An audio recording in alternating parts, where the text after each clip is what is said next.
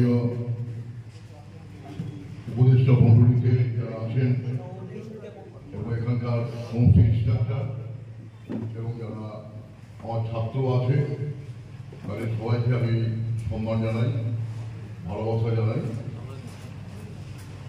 এই ধরনের একটা অনুষ্ঠান আমি অ্যাকচুয়ালি প্রথম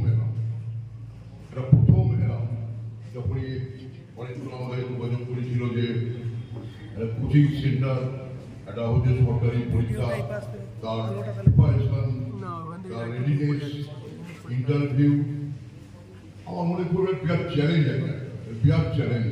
আমাদের গ্রামাঞ্চলে এই ধরনের প্রতিষ্ঠান খুব কমই আছে।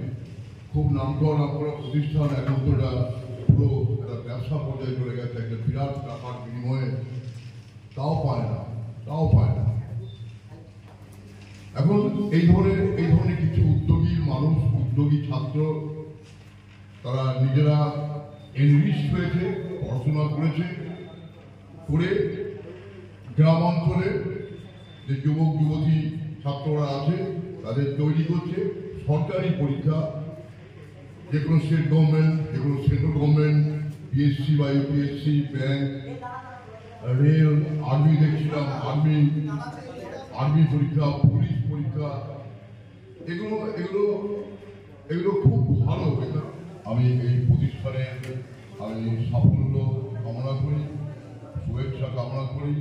আমার আশীর্বাদ রইল, যখনই ডাকবে আমাকে আমি আসবো, এই বলে আমি আমার বক্তব্য শেষ করছি।